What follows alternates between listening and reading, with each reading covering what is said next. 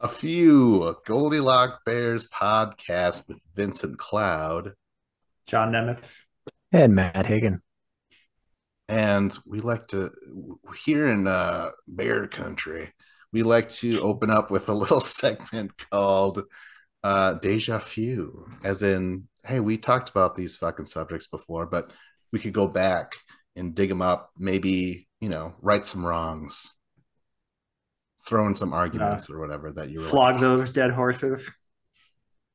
and the zingers that got away, I want to say. Yeah, any of that sort of stuff. Um, I will say though that okay, so this is yeah. I'm not going to start. So when do you guys start? Deja vu. All right, I've got a fuelo up. Um, Yeah. so yeah, we got to keep the options alive. I completed Advent of Code yesterday on Christmas Day. Um, so there you can get 2 stars per day from the 1st through 25th of December. And just for some statistics here, I was the 7,154th person to get all 50 stars out of 240,000 people who like had at least gotten the first day. So Wow.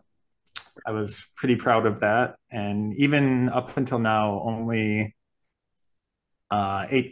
8,343 people have gotten all 50 stars. Shit. Well, that's awesome, man. Congratulations. Thank Yes. you. Are Quite you an accomplishment.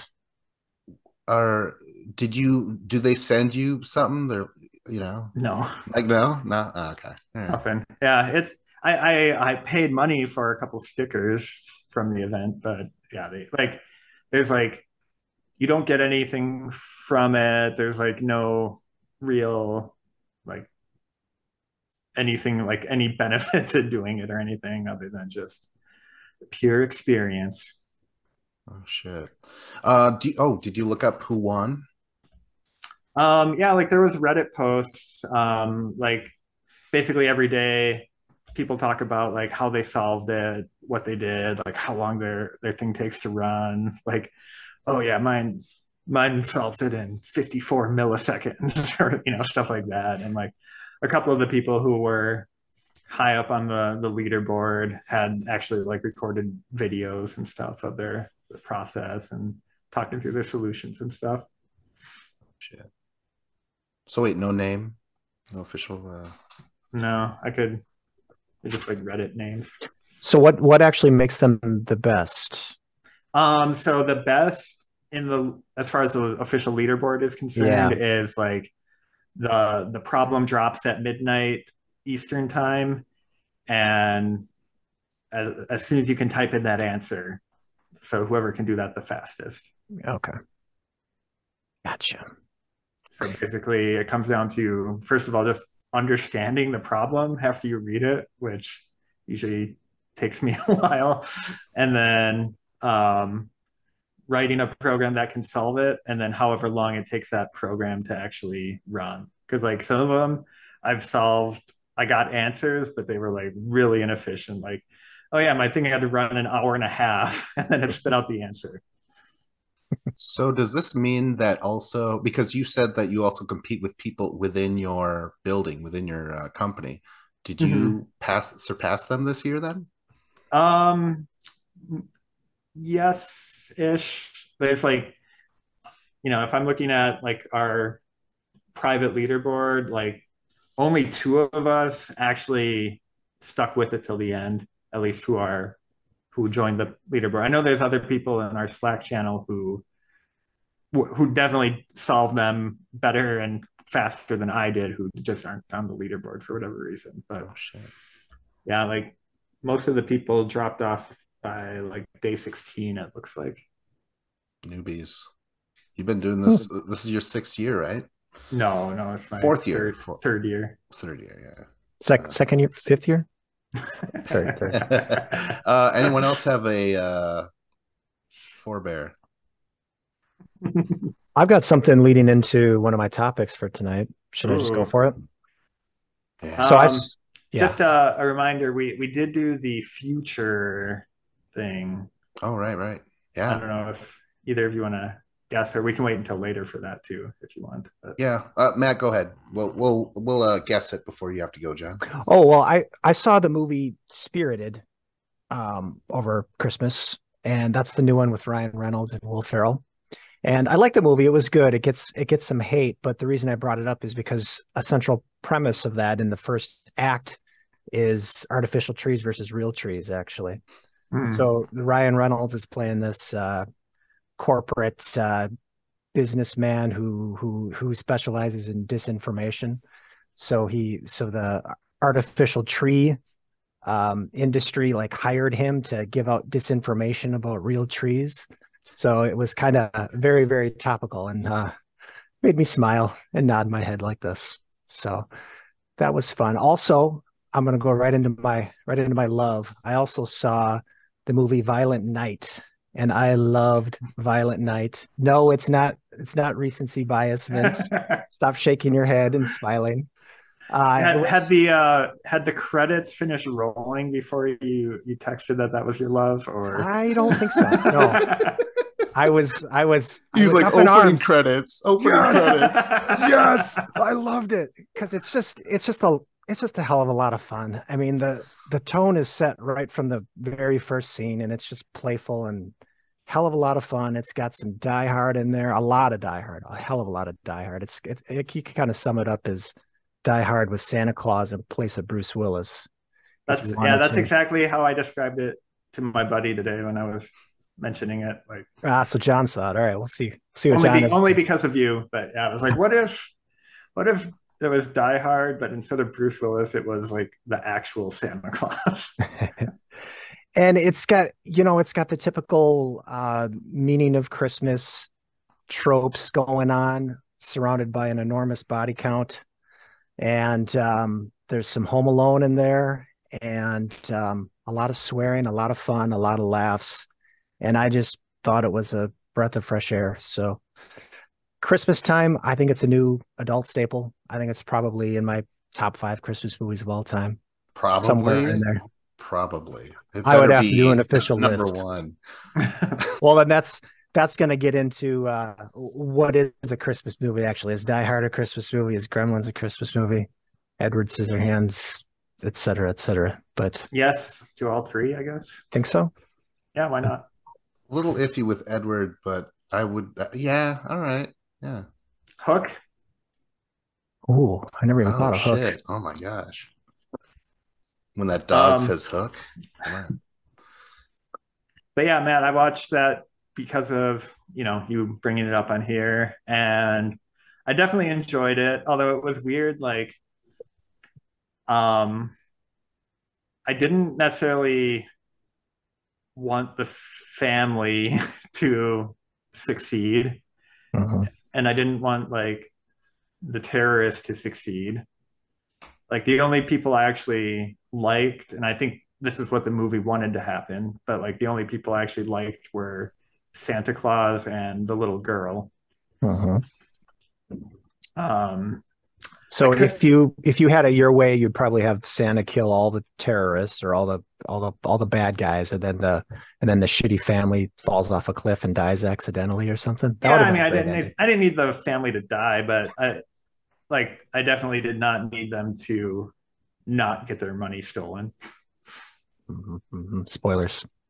I didn't say if that happens or not. Um,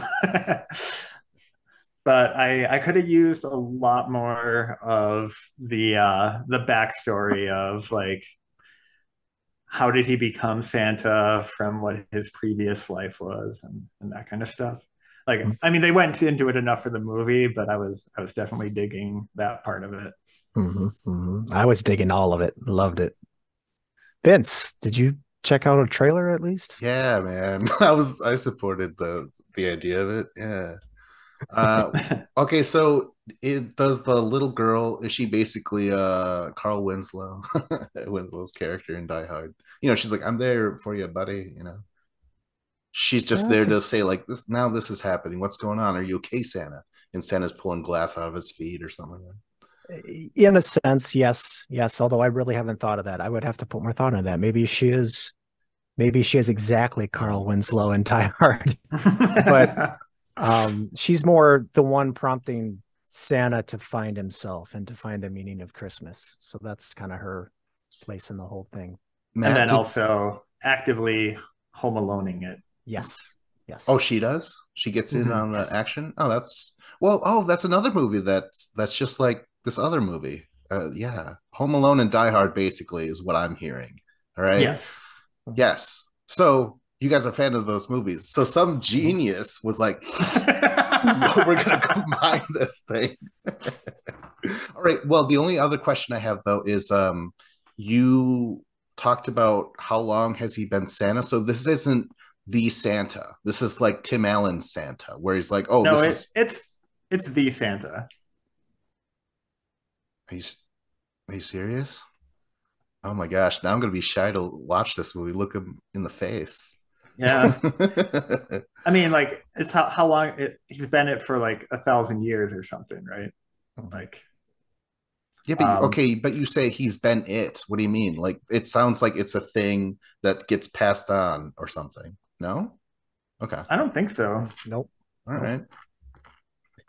It doesn't go a whole But lot into the story about where he came from and why he became Santa Claus, but it touches on it a bit. Okay, I so yeah, go on. one other thing I was gonna say, I before watching it, I had like half-ass seen previews for it, like just on TV, like not really paying attention to it. And I thought for sure that the movie was going to be like Futurama, where like Santa is evil and is just like terrorizing houses and stuff. I'm like, oh wow, they made that Futurama premise into a movie, but I was wrong about that. Mhm, mhm. Yeah, I think that was my initial reaction too, without seeing a trailer or anything, and seeing. I think I saw a poster with David Harbour with a candy cane in his mouth, and actually candy cane shiv in his mouth. So, yeah, I think that was my impression too. All right. So yeah, I haven't seen the movie, but if they could have cast someone who looks like a traditional Santa Claus and then have him kick ass, that because that's kind of what they did with Nobody, right? They just took what's his name, comedic actor Odenkirk. Odenkirk, and they're like, now you're going to be badass. I'm like, okay, that sounds kind of cool. So if they, because that dude, he's a big fucking lumberjack looking guy. So I'm like, yeah, I trust he can kill people. He doesn't have to, but apparently he does. Yeah, I mean he's definitely a big dude, and but he's also they go out of their way to make sure he's kind of clumsy, and there's certain angles where you can see he's got this gut going on, and so on and so forth. So eventually he does turn into badass Santa Claus, but he's got to find his way. Cool.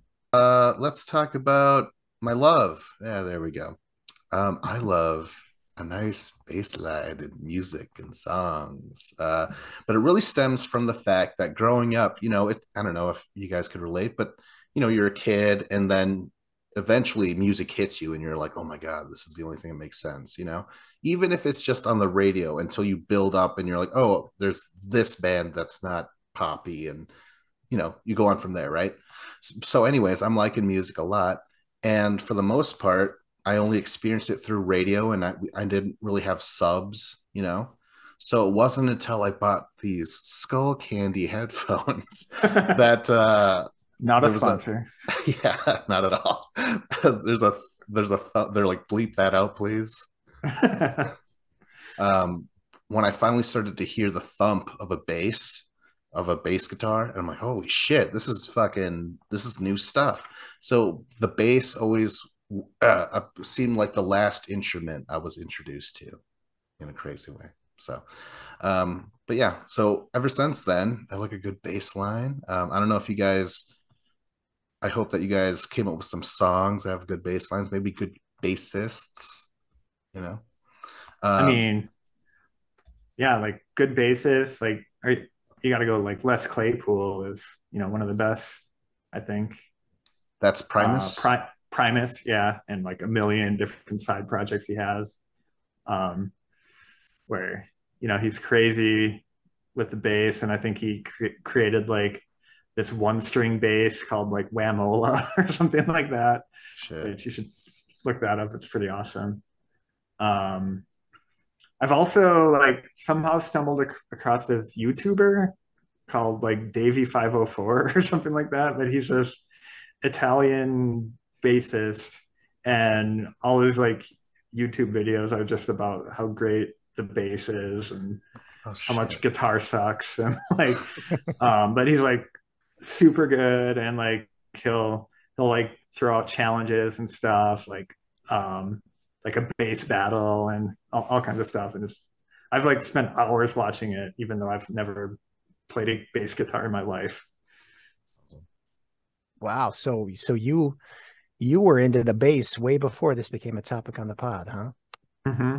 That's cool. That's cool.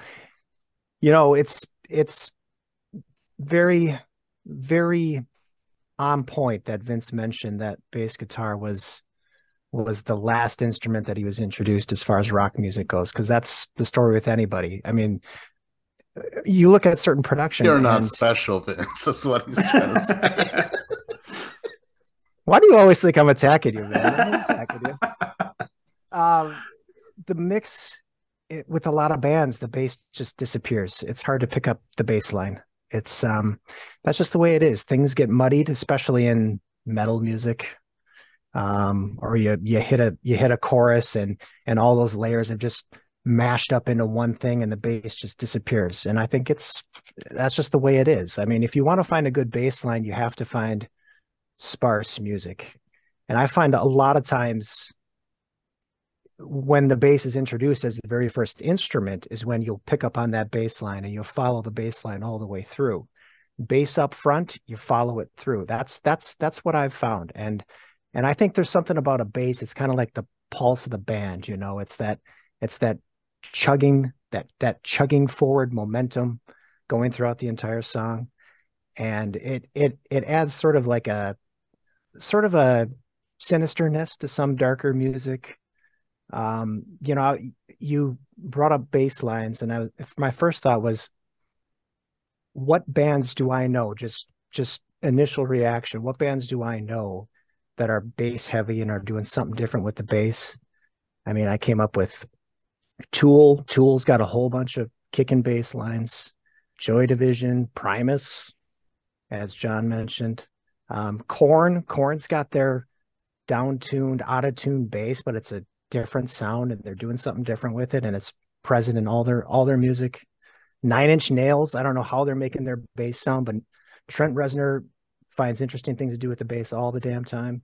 Red Hot Chili Peppers, The Cure, the Smiths, like going back to the 80s, like those guys made some of the best pop songs ever. But what keeps their edge, what keeps their darkness is that bass line going on with both of those bands. Pixies is another one. 80s. If you go back and listen to the Pixies, there's so much bass going on. Follow that bass line. Another one I got to bring up is Rancid. Matt Freeman on the bass, like for, you know, like you think of punk as often music where the musicians aren't actually that talented, but he's an example of like, you know, he could tell, like, especially in live shows, he's just kind of bored and he'll just like make up these really complex bass lines on the fly. And there's this split album that Rancid did with NoFX, and where they're playing covers of each other's songs, basically. And when Rancid plays like the NoFX songs, and he's just going crazy on like the bass lines, like making up stuff that you had never heard. I'm a huge fan of that. Putting the other guy to shame, or what? Yeah, kind of. A little bit, yeah. Yeah.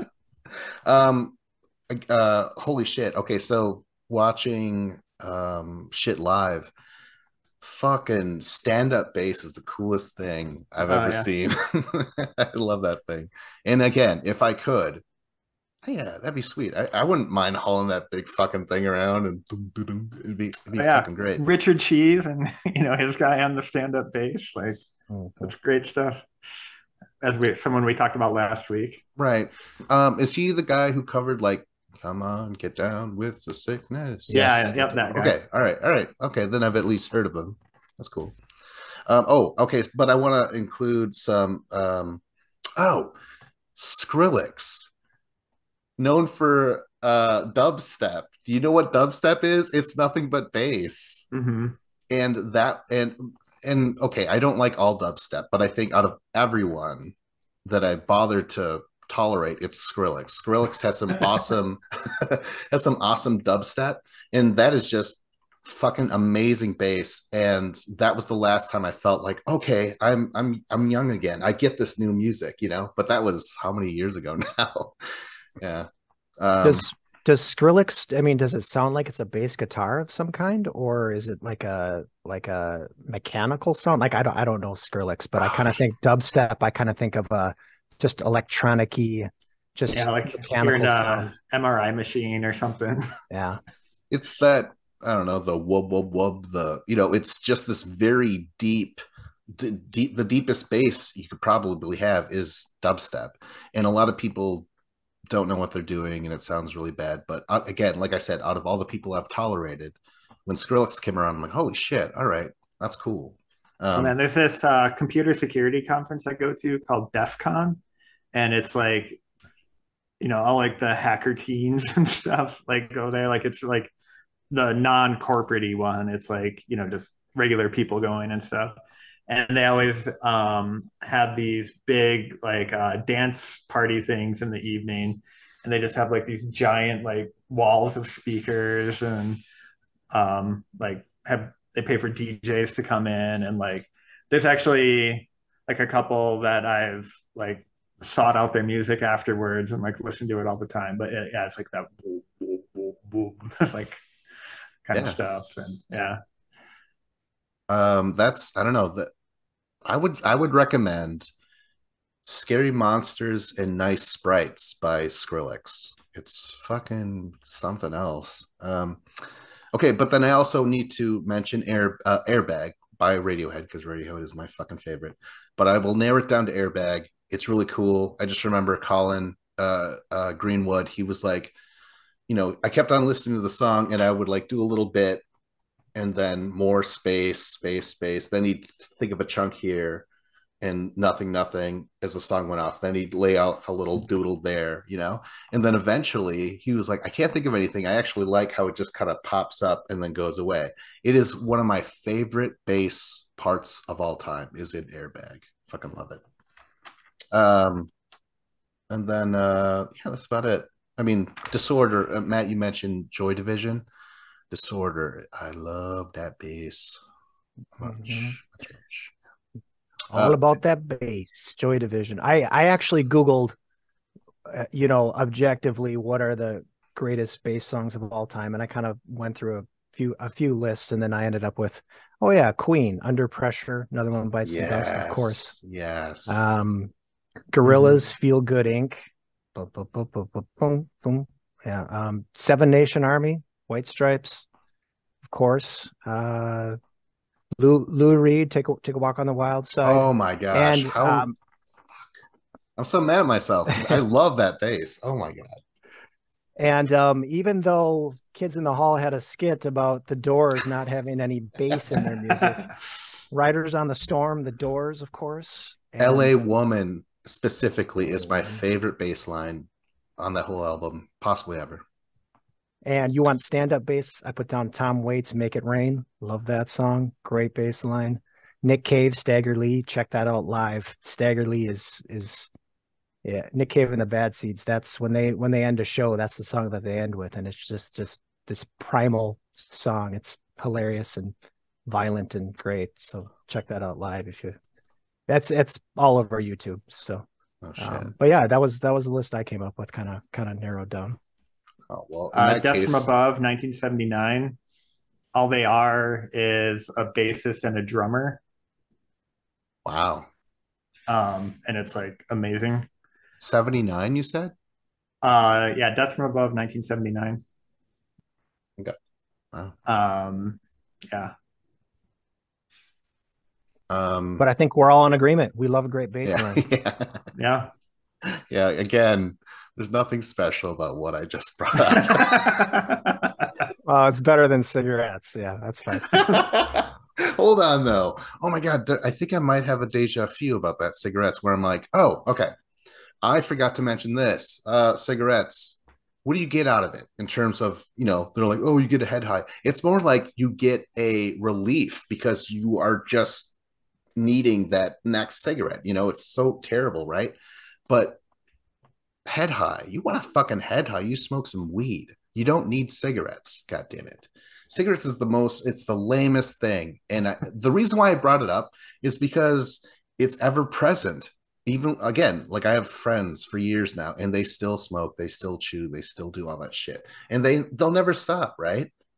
What are the odds that they're going to die? And I could look back and I'm like, I remember Matt smoking that cigarette. I remember James. I remember, yeah.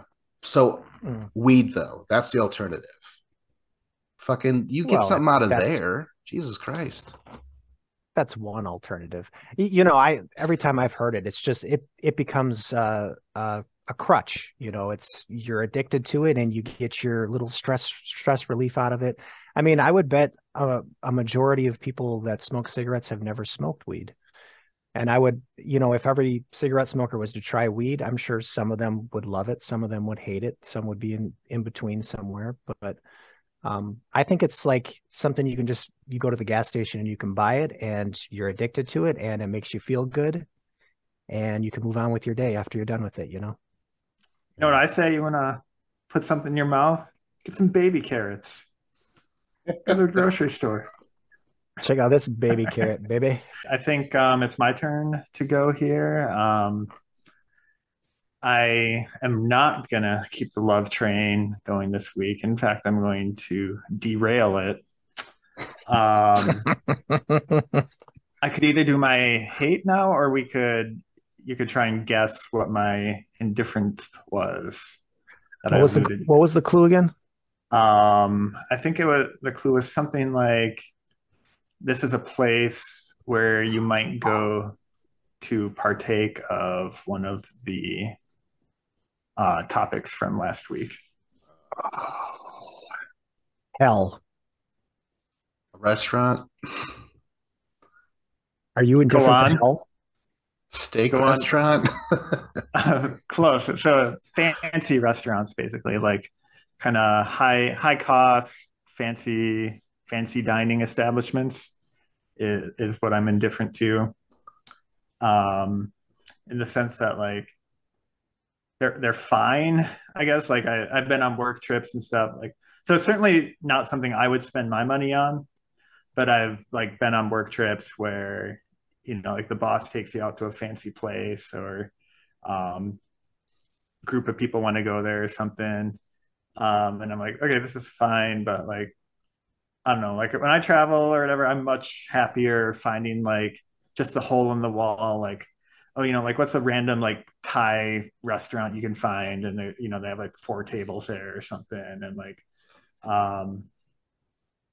all that kind of thing. I mean, definitely have had good food from places, but I'm always just, even if I'm not paying for it, I'm like, how is this worth 4 times as much as, if you got something similar, something else? I don't know. Have you ever had any great food at fancy restaurants, like memorable, like, ooh, that place was totally worth it? So the most expensive thing I've paid for that I thought was totally worth it, and this was kind of cheating because it was about more than just food, but it was like a beer dinner where there was like a microbrew that like sent a bunch of beer samples to the place, and then their chef basically crafted a bunch of courses around each beer. So like from the appetizer to the dessert, it was meant to like taste really good with like a specific beer from that brewery. And like, okay, yeah, this was awesome and worth it. I like that idea. I would do that depending on the price, but yeah, from just like a restaurant, like, I mean, yeah, I've had food that was like, wow, that was really good, but like when I'm someone who thinks about food a lot and likes food a lot, but the like the marginal difference in quality doesn't make sense for the multiplier in price to me, I guess. Mhm. Yeah, I would agree with you. I would say I'm indifferent to it as well. I don't hate it necessarily. If people want to spend their money on that, they can spend their money on that. And obviously that if the restaurant exists, there is a niche that they're filling. Um, but yeah, this I've never had caviar in my life. I don't drink expensive bottles of wine or champagne. I've never had truffles. I mean, truffles apparently are a thing that people eat and spend you can spend hundreds or thousands of dollars on truffles and all this gold leaf you can add to food that doesn't. Yeah, that just I seems mean, ridiculous. all this stuff is pushing me towards the hate of it. But I mean, I understand. I understand it. I wouldn't say I've been to a lot of fancy restaurants at all. Maybe only a few in my entire life, but I don't think there was anything particularly memorable about any of them. I don't know. What do you think, Vince? I went to one of them fucking fancy, fancy drawer places, and I found something in my soup. A fucking diamond. I Did don't you put know. it on your finger and wear it Yeah, I didn't realize I was Are getting you proposed to. engaged? Yeah. to the restaurant? Oh my god, guys! Oh my god. Um, I think I put up the right hand, right? It's the left. Yeah. Yes. Yeah. Um, I don't know. John, you said, "Hey, I like the little out of the way places, the hole in the wall," right? Yeah. But you mentioned Chinese food, like fucking a buffet. That's never been fancy, but Chinese food buffet is my ideal place to go. And I've gone to fucking places that were a little fancy pantsy. Um, I felt uncomfortable. It was like being inside of a Hallmark movie where I'm like, there's so many lights and like everything's so bright and everything's so squeaky clean. I feel out of place. I mean, that reminds me, uh, back in when we were in college, we always like to go to like a fish fry every Friday, and we were like trying to find like well, like in Wisconsin, any place that has like a deep fryer is going to have a fish fry. So we were trying all these different places around town, and somehow we got to this one restaurant where it was um, like I don't know, like everyone was dressed up, and like how it was kind of lit, like fancy place, and we sit down and we look at the menu and we see the price tag, and we literally like said to the waitress, like, we've made a horrible mistake. We just got up and left and went to a different place. Well, yeah, that's the thing about Wisconsin. You've got the whole supper club scene, and there's various levels of supper clubs. I mean, some of them can be reasonably priced, and some of them are stupid. You've made a terrible mistake. So, um, yeah, I haven't been to a supper club in a long time. So, I do enjoy trying to find a good fish fry, though. So that's always right up my alley. To find a new place to eat, those little dive things. I mean, assuming you could right now, do you guys drive around? Maybe you'll run into something, or do you guys just Google it like fucking this is what we're looking for immediately? And you know, Google, yeah, no more Google. driving around. I don't know. That does not compute. Driving around trying to find a restaurant, that doesn't compute with me anymore. Okay, all right. There's no adventure to you at all, it seems. you just None. you just live your small, boring life. So Going to the places you're familiar with. what is what is driving around exactly? So you don't even know what you're looking for. You're just driving around looking for some sort of restauranty looking building that has an open sign out front, and then you just check it out, and then the next week you go in the same direction and you keep going until you find the next one. Yeah, Or maybe it has a giant lettering on the roof that says "Eat." Yeah, I've yeah. seen that a time or two. I don't know. I just wanted to know if it is just Googling everything. Like you're not, because it is convenient. Yeah, I understand that. I'm not trying to shame you because you don't drive around like randomly. It makes sense. But I'm just curious, John, do you do that? Do you drive around or you just Google? Um, Not really. So usually I'll try places from word of mouth, and now that I'm vegan, I'll plug another thing. There's this app called Happy Cow, and the whole point of it is like telling you all the restaurants in the area that have like vegan and vegetarian options, and I actually rely on that heavily when I travel. Um, and it's actually like worked great overseas and stuff too. Like it has a pretty big community, so that's honestly like if I'm traveling, that's my number one way for deciding where I want to eat. That's cool. Okay, so I assume you have to deal with the same thing as we carnivores have to deal with. Do you go into an all vegan restaurant and still deal with like some asshole on a phone and like all the shit that you have to deal with at regular restaurant? Yeah, I mean, there's there's definitely assholes in any subculture. Damn it. Fuck. Uh, I just I just think there's just so many restaurant options out there. And in bigger cities. I mean, there's just too much. So I think Google is the way to go. You find out what's getting at least a 4 star, and that narrows you down to 40 restaurants. Okay, at least I'm on the right path. It's too much, Jerry. This goes back to my indifference of online reviews, where like I've gone places that I've really liked, and then so I'm like, oh wow, this place got like 3.2 stars. Like, what did I not see that they all saw, or vice versa? Mhm. Oh. I once Well, went to a place and the reviews are like, it's that thing's been condemned. It's been abandoned for 10 years. I'm like, oh my God. No. Who's up next? I believe it's me. I will do my indifferent as well. And it's a simple one. I don't understand why so many people use tablets.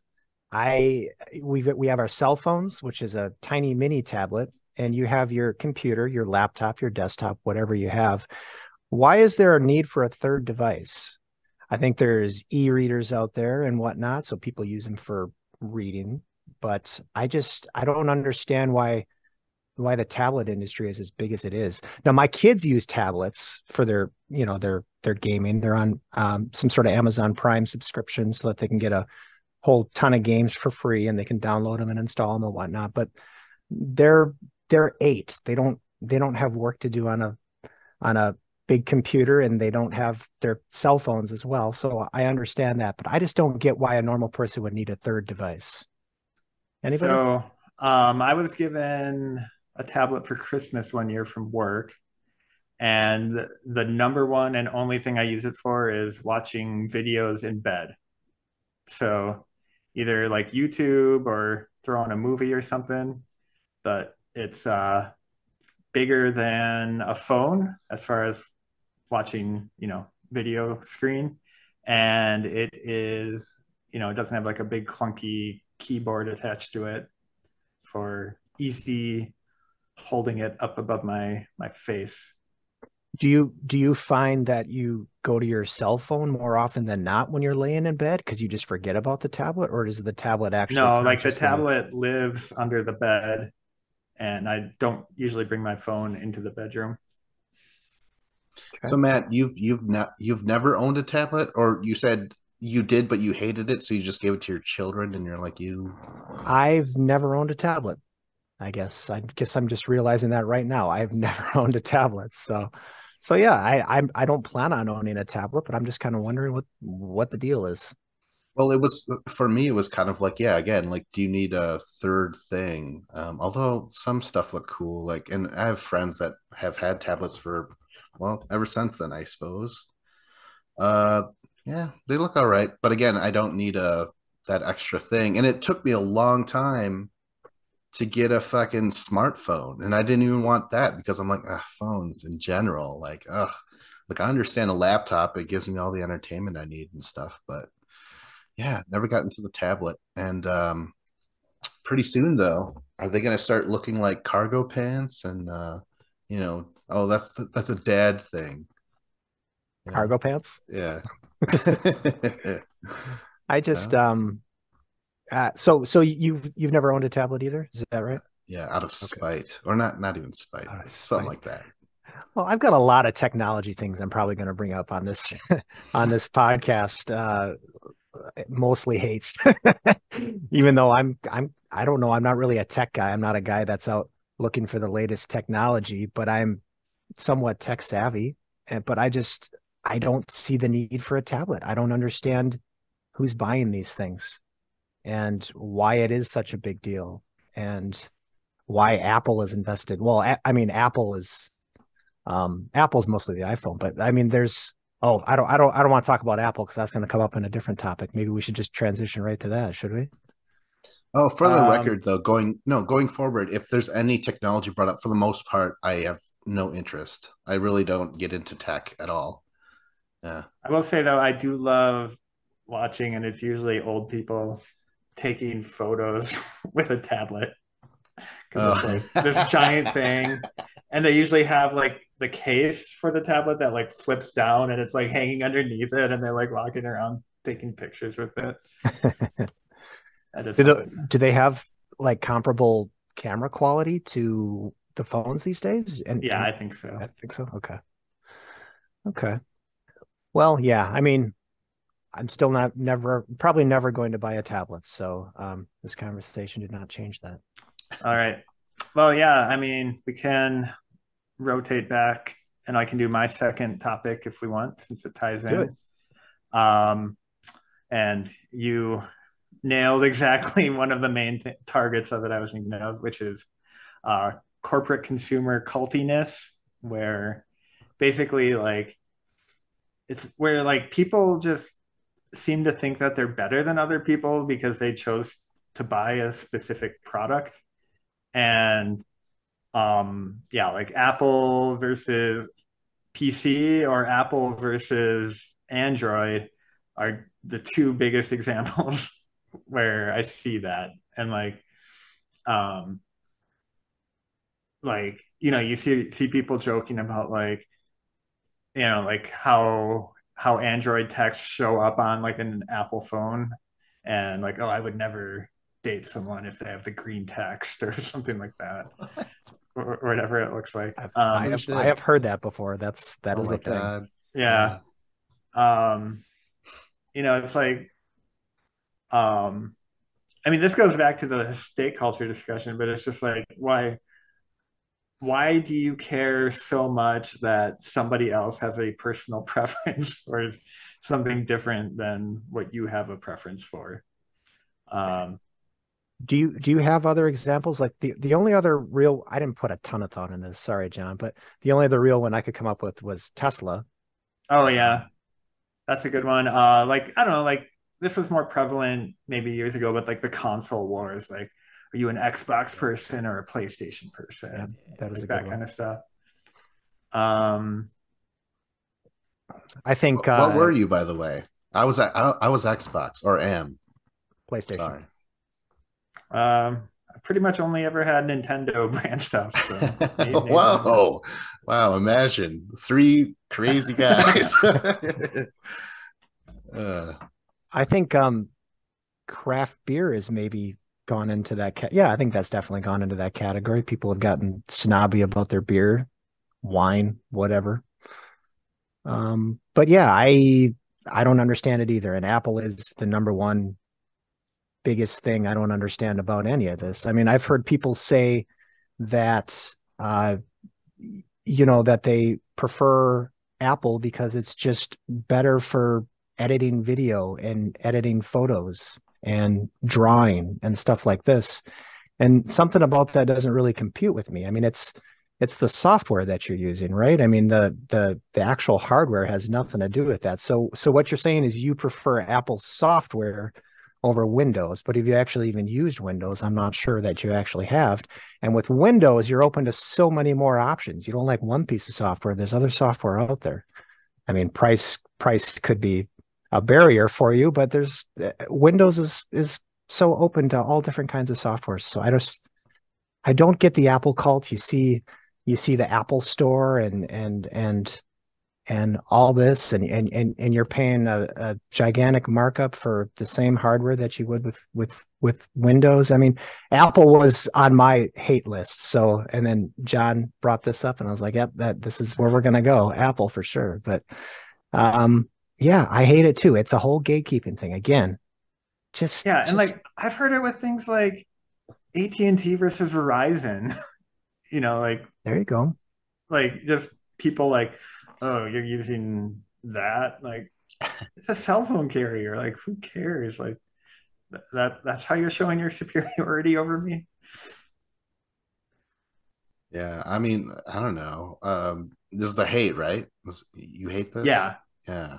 Well, I see what Matt was saying before, where you're like, yeah, nice topic, bro. Like, I don't know. In terms of the three of us, I agree.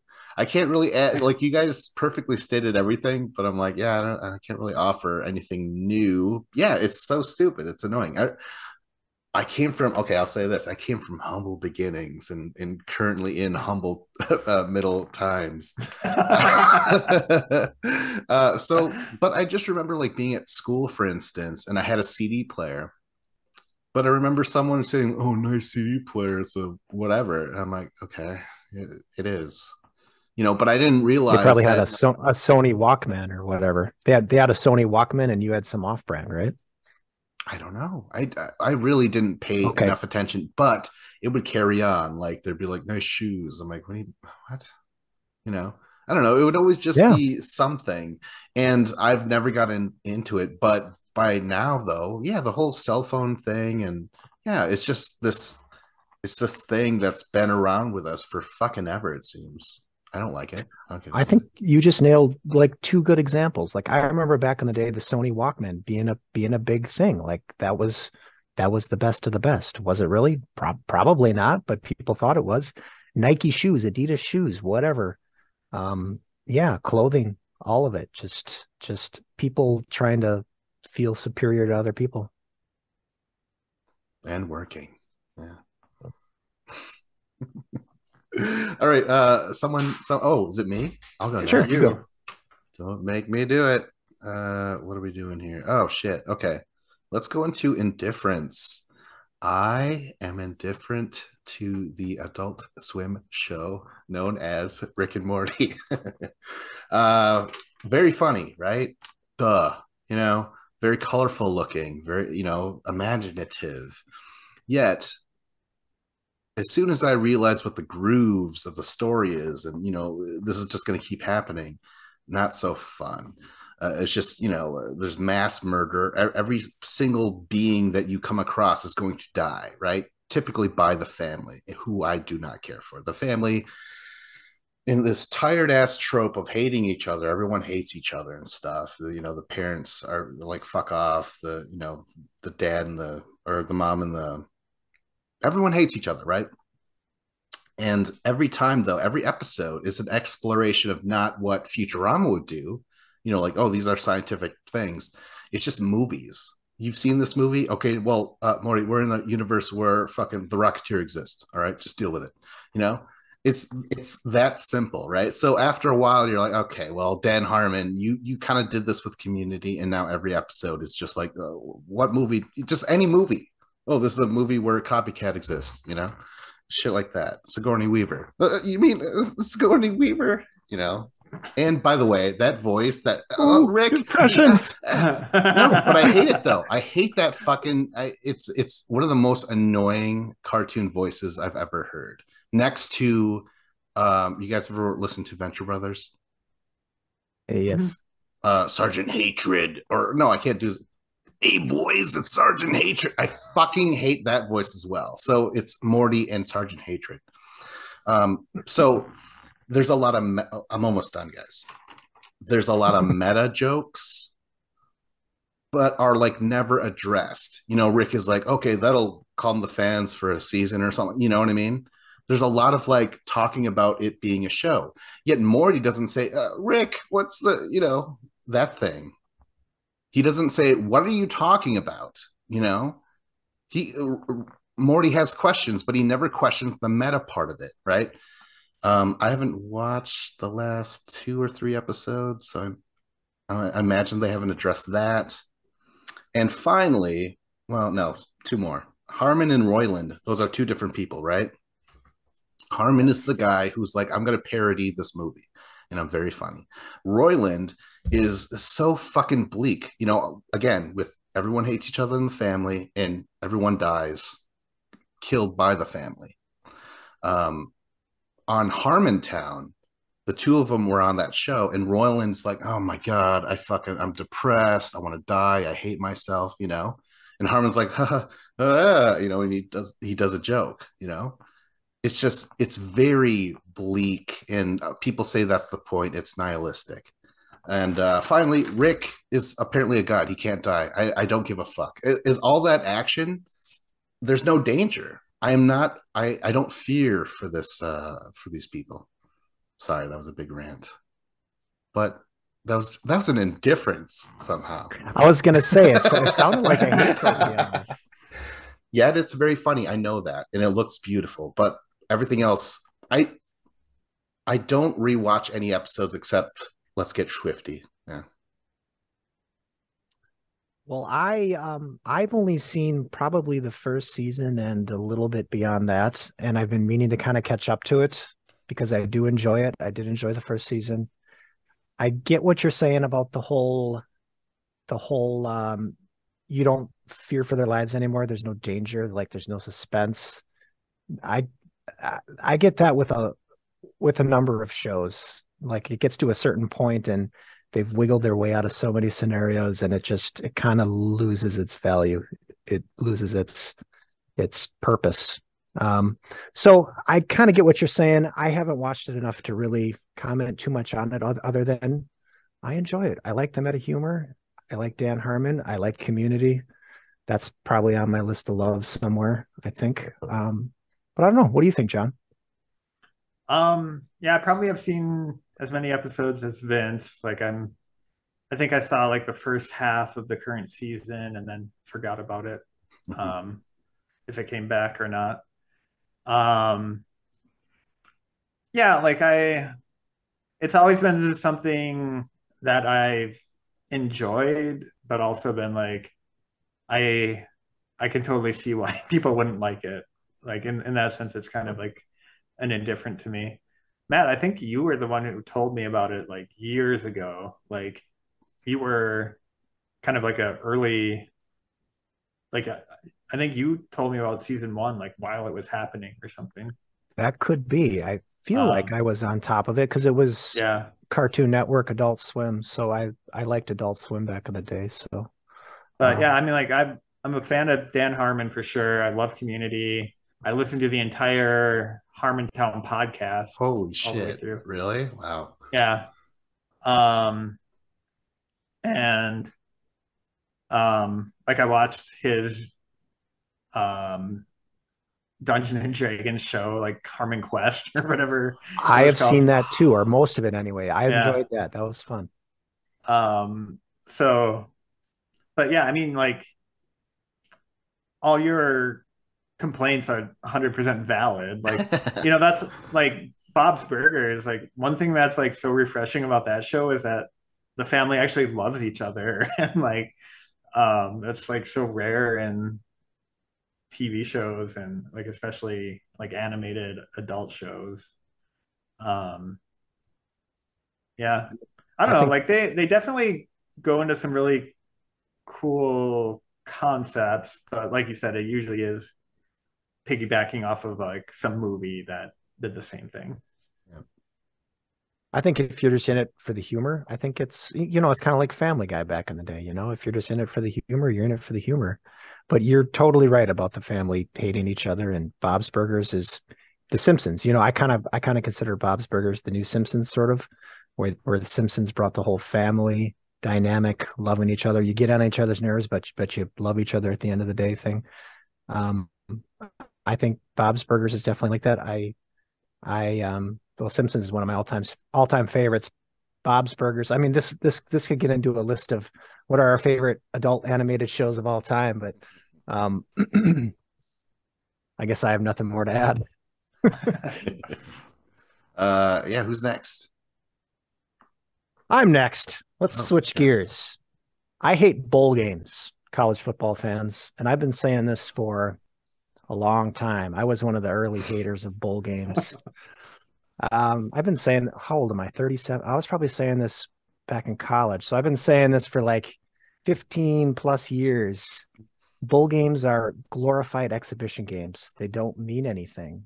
And thankfully, college football seems to be moving away from that. We're getting an expanded playoff, and that is great news. That's great news. It takes, well, actually, I guess the expanded playoff, I think they're probably going to end up calling like the first round of the playoffs bowl games, but then whoever wins the bowl game moves on to the next bowl game. So they're kind of bringing bowl games into it, but these just one-off bowl games are pointless. They don't make any sense. And the players themselves have been figuring this out too. Instead of playing in some pointless bowl game, if you're going to be in the draft and you're going to be an early draft pick, you just skip the bowl game and you get ready for the draft, because the season ends at the end of November, and then the bowl game usually isn't until a month or so later. So there's just this big layoff, and it doesn't make any sense for these players that are going to be making millions playing in the NFL to even play in these bowl games. These players think bowl games are pointless. I I've been around people that are huge bowl game fans. Like they come up with this whole bracket, and they get people to, put $10 into the pool, and you got to pick the winners of all the bowl games. I've seen this. It's a thing, and it has never made any sense to me. So, I don't know if there's any football fans out there, but what do you think of bowl games? I don't know. Any thoughts here on this? Can you name Can't say couple I've. of? Go ahead. No, you go ahead. Can No, you you go name a ahead. couple of oh, can you name a couple of bowl games? Like three. Name three, please. Well, you have your classics, your Rose Bowl, Orange Bowl, Sugar Tostitos Bowl, Fiesta Bowl. Fiesta Bowl, Now, see, and that could have then, been a bowl, and I would have believed it. So well, I know about the Rose. That's about it. there are stupid new ones brought in every single year. Well, actually, they might not be new ones. They might just be renamed to something else, to some other sponsor. But you'll get some ridiculous names. Like I can't even really think of one right now. But you'll get the um, GoDaddy.com bowl or something. So they'll just be sponsored name bowl games. But have you ever watched a bowl game in your life, Vince? Yes. Yes. Is it possible that maybe you would? Is that what I'm doing? That's not what I'm trying to do. I was literally going to say I don't think I've seen any college football game Yeah. all the way through in my life, Okay. let alone a bowl game. Yeah, I think I agree. Like, I've been with people that watch it, and and maybe I've tried to give it a try or whatever. And yeah, that of course does not include the big game. That is not you don't consider that a bowl game, right? The big game, like the national championship game, Super college football. Bowl, Super Oh, you're talking Bowl. NFL. Oh, so that's all bowl games are, just college? Well, yeah, I mean, I wasn't even thinking about Super Bowl, but yes, I guess that would be considered a bowl game. But I was thinking college football. The college football, the dumb postseason stuff, the college Yeah, football. isn't there a lot of dumb stuff with college football? Like, aren't the playoffs, like the teams who make it to the playoffs, decided by like a committee or something? Yes, yes. Yeah.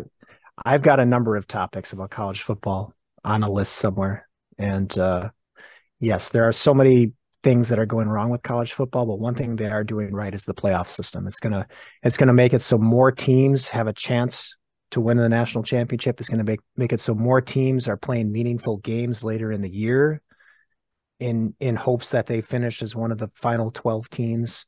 One loss isn't going to kill you anymore. Like, it's possible to lose two games and still be in the playoffs to win a national championship. So that's all good stuff. But yes, I have a ton of stuff I hate about college football. And I've slowly gotten away from college football. I'm still a Badger fan, but I don't watch every single Badger game anymore. And sometimes if I start watching them, I don't watch them all the way through. Blasphemy, I know, but it is what it is. Yeah, Vince and I'll never look at you the same way again after making that confession. Or look at you, just in general. Okay, Vince, next, you seem heated. You seem heated today, Vince. Like I'm trying to attack you. So I better watch what I say. I gotta watch my tone of voice. No. I gotta watch. It's just like you're defensive. Like you got these walls up, and you're ready for any kind of.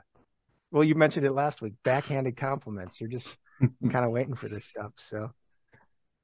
No, man, it's all good. It's fine. I'm just pointing it out. Is it fine? Is it fine, Vince? Am I the last one? No, I've got one more too. Well, you go ahead. I'm still not ready to do my hate. All right. My love is the Minneapolis Skyway system. So for people who aren't aware, downtown Minneapolis, like all the skyscraper buildings and stuff are connected to each other with a second floor kind of hallway. Like people call it a tunnel, but it's not really a tunnel, but like it's above ground.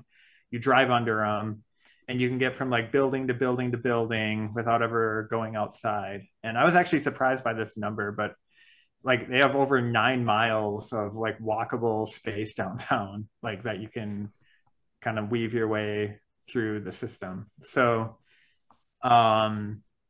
basically like from like 10:30 till 2 o'clock in the afternoon, 10:30 in the morning till 2 in the afternoon is when it's like lively, because all the people who work downtown are going out for lunch and stuff, and walk around, go grab a sandwich or something, and you can, eat it there, take it back to the office or whatever. And like, like when it's -10 out, you can just get to work and actually go for like a long walk and never like have to go outside. You can like get to, like, they just added onto it, so you can get to like the big library downtown through the Skyway. Like, you get to all these places. Unfortunately, it's been kind of dying with more people working from home, especially with COVID and everything. So a lot of stuff is closing, which is sad, because there used to be stuff like a movie theater in there and like that kind of stuff too. But that's really going away. But just, as something that exists, it's great. And like I'll get to work, and one of the things I do is just like reading news articles and stuff that come through in my industry. So I'll just be walking around on my phone reading, but like, walking around the Skyway and stuff. And just a great resource to have. So you mentioned a movie theater, like, so that was so the movie theater was in some building and the Skyway led to it. Is that what you're saying? Yeah, exactly. Okay. So there's stuff like that closing up. Okay.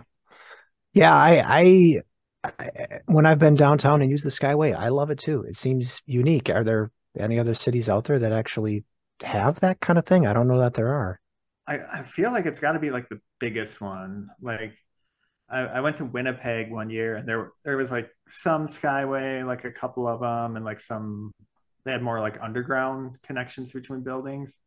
And like Milwaukee has like a tiny little section where you can get around in a Skyway, and maybe that's expanding. I don't know, but definitely nothing like Minneapolis. And like even St. Paul has something, but it's not at the same scope. I just love the fact that there's this gigantic fucking life-altering winter storm going on throughout the United States, and John decides like he's gonna flex this little tunnel system he's got going on. How many buildings does it are connected? Do you know? Like dozens. Matt? I mean, that's the beauty of it, and that's why it should be in every cold weather city, is when it's 10 below and there's a blizzard going on. Hey, look at me walking. I am walking. I can actually walk. I mean, that's what's great about it. So yeah, in short, take that, rest of the country. Like 50 people have died in this fucking winter storm, John. Please. Is that an accurate number? I hadn't heard that. It's reached 50, yeah. It's horrible. But Where were most of them located? Any ideas? Probably New not in York. Minneapolis. Sorry, that news didn't make it into our human gerbil trail habitat. Aren't there I've heard that there are actually tunnels too underground. Is that a thing in Minneapolis? Sewers. Yeah, there's definitely like I was talking about that rainbow tunnel. Like that's an underground thing. And I know like the U of M campus has a couple tunnels. I'm sure there's other ones too. I know the airport's got a cool underground tunnel that I've been through one time. It was actually during Christmas season, and they had Christmassy lights and a Christmas kind of like a light show basically with Christmas music going on, but it was pretty nice. It's pretty different. But that's an airport. Yeah. Where are we at now? Who's up? I don't know. I think we have one left, don't we? Me? Yeah. Okay. Oh shit. All right. Well, okay, I wrote down Tough Mudder, but I could also just say my experience of Tough Mudder, but I will break it down thusly. First of all, it smelled like shit. All right. In the distance, we were just like, because what they do is they just purchase land or rent land from a farm, someone who owns land, because they go all over the place. These Tough Mudder events, they're never at one spot. Basically, they're traveling circus, you might say.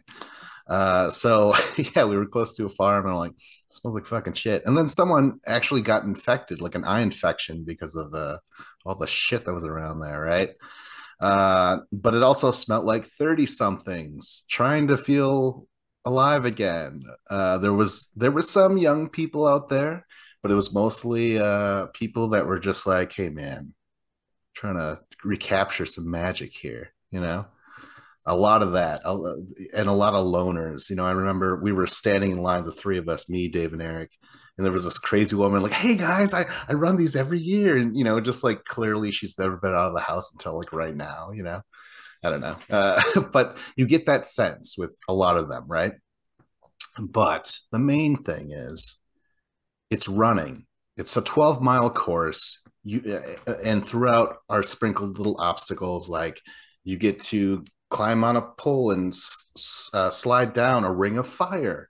All this stuff looks cool, right? You get to form a human pyramid and ring this bell. You run up the warped wall, right? All this stuff. Swim underwater. You had me at ringing a bell. And so all that stuff looks cool. Like that's kind of why I signed up. But they're done like this in an instant, and it's just back to the running again. If you're a runner, it might be like paradise, right? But it was very boring. And then even the ones where if you got to an obstacle, there's like a line, like a fucking at Disney World or something like that. You watch people, go through the fire, and you're like, okay, I'm kind of done with it by the time it's your turn. Yeah, you were too cheap to get the fast pass. But I enjoyed the obstacles so much, and running was just so like, I trained to run when I was in high school for a fucking Hawaiian marathon in Hawaii. Like I understand it, right? But this was boring. And then also, so at the end, though, after what everything you do, if you're a beginner, you go over this way to the electric wires. This is probably the most popular thing. That's what I wanted to bring up, because Yes. I wasn't sure if that was true or not, but you can continue if you want. Yes. So if you're a beginner, you have to run to the wires. That's your very last obstacle. On the very end is the finish line. But if you've done this before, you don't have to do that. You do this little zip line and fall into some water, and you're done, right? but all the beginners go to here, right? When you're there, there's a shitload of people sitting there drinking, just laughing their asses off at everyone trying to go through this thing, because it's not you can't look like you have dignity while while going through this thing. It hurts. It's just a little, it's a zap, right? And there's been videos of people tangling up their necks and like, serious shit, right? So I was aware of that, but there was some electricity shocking, a couple miles back. So I'm like, okay, I'm prepared for it. So I'm going through it, and I black out. I wake up. My face is in the mud. I come up. I can't see a thing because this mud everywhere is so horrible. And I fucking somehow make it across the finish line, but there's no one there to help me. There's no one there to be like, oh, good job. There's no one there to, because spray some seltzer on your face. To clean you off a little bit. Something. So I had to I'm blinded. I'm by myself because Eric and Dave, they did it before. So they got to do the zip line.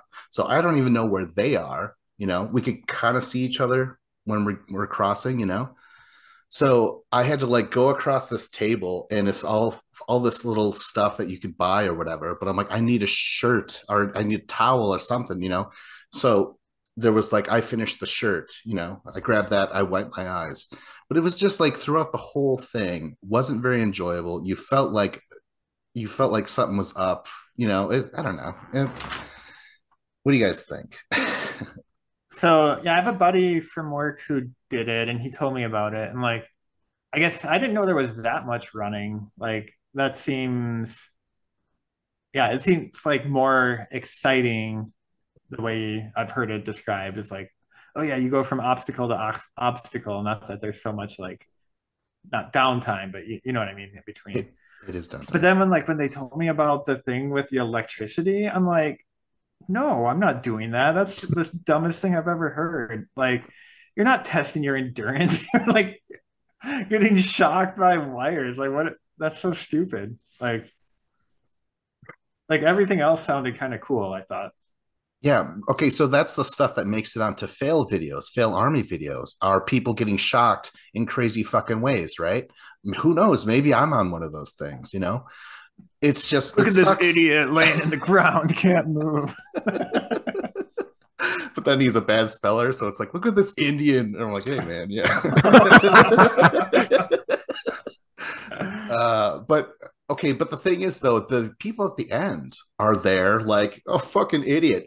You don't know what I went through for 12 fucking miles. I'll talk about the obstacles, oh, you got to carry a log from over the hill and back, and you got to find a couple that are willing to work with you. There's team building stuff, but it's fucking rough. Matt, do you have any experience in any of this? Any opinion? No, I do not. I barely know what this is. I mean, I've seen some stuff on Facebook back in the day or something about people doing it, but no, I don't know anything about it. You talking about the electric shocking is quite shocking. That does not compute. You actually blacked out? Yeah. You kind of blacked out for a second? I did, yeah. Woke up in I don't know, 2 inches of mud or something. It was horrible. Couldn't see shit. Your complexion has never been better. Thank you. No, so what made you want to do it? Just because the other two guys did it and they kind of talked you into it, or? No, it was my idea. But what happened? Oh, I twisted my fucking ankle and I couldn't do it. Was this about 8 years ago? Yes. Yes. For the viewers at home, Vince twists his ankle every 8 years. Yeah, it's like tradition. Yeah. You know what time it is, you piece of shit. But anyways, no, it was my idea. And I was like, we're going to train and we're going to, this is going to bring us together. But then I'm like, sorry, guys, I can't go. So they went and did it, So that's why they didn't have to do the electric thing with me. I was all by myself. Oh, well, there was other people, poor bastards getting zapped and shit. Yeah. What did they say about the electric experience? Were they kind of snickering oh, it's fine, no big deal? Did they have sort of a traumatic experience too with it? Probably not. I think Dave had a worse experience than Eric, but they both were just like, yeah, it sucks. You're getting shot, Just and is what it's it like, is. yeah, yeah. I don't know. I do not care for it. And yeah. It seems like you would be into like a mile or two of just straight up obstacles. Like that would be Vince's thing. That's exactly what I wanted it to be. And oh my God, like, trust me, there were some good obstacles. It was really cool to do this thing and feel like, oh, I'm a Navy SEAL guy or something, right? My favorite thing was you just had to use your arms because I was like, give my legs a rest. I am, it was so boring just running. That's all it was. Oh, fuck. So it seems like it took a lot of courage for you to get to this point because you're like, I don't want to talk about my hate yet. Let's do something else. I mean, it feels like it was a traumatic experience getting laughed at and passing out in the mud for a couple no, seconds. hold on now. The whole laughed at thing, that sucked. But that's no, I talked about the other stuff that, the running. I can't push. I can't. Uh, it was boring, but sometimes it wasn't running. It was just like you're kind of climbing and sometimes the terrain was awful, like truly awful. And I have bad ankles again. So I had to heal up. And then once I got there, I put on these fucking, I wrapped my ankles, but I still experienced shin splints for the very first time. That was fun. I'm still not sure what shin splints are. Describe Okay, that to me. so apparently that's when the muscle comes off of the bone of your shin bone. Mm-hmm, Because mm-hmm. I was training on a elliptical, and that's low impact, not hard impact or whatever, right? And that's all that fucking thing was. Again, constant running. So I was like, there's something going on here, guys. And Eric and Dave are both in the medical field, but they didn't say anything. They're just like, oh, fucking, we're walking now because of you. You know, that's all they could have said. Like, I don't know. I should have exactly explained what it felt like, but I wasn't sure. I never experienced shin splints, and yeah, that also sucked. Yeah.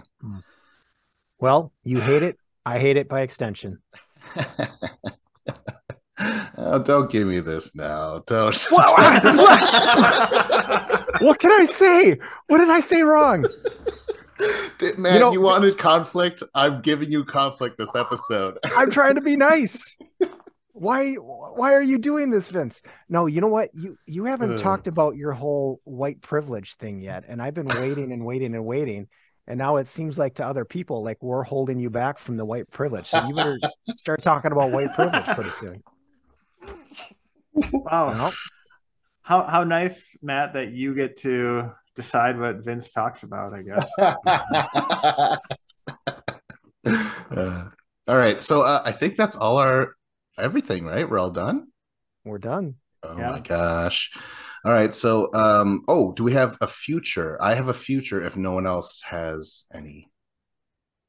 Go ahead. Okay.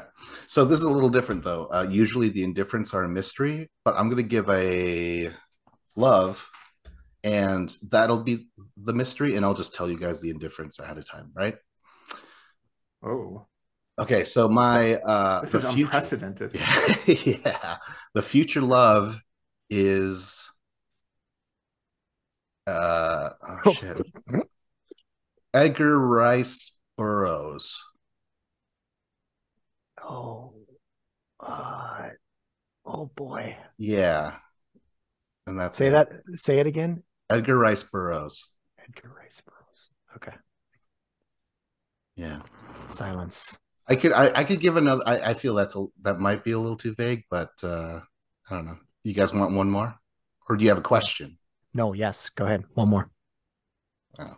Um, No, and I was going to take 20 seconds to think up one more. Ice and Fire. There we go. Yeah, Okay. there we go. So in the meantime, like, subscribe, comment. This was a Few Goldilock Bears podcast with Vincent Cloud, John Nemeth. And Matt Hagen.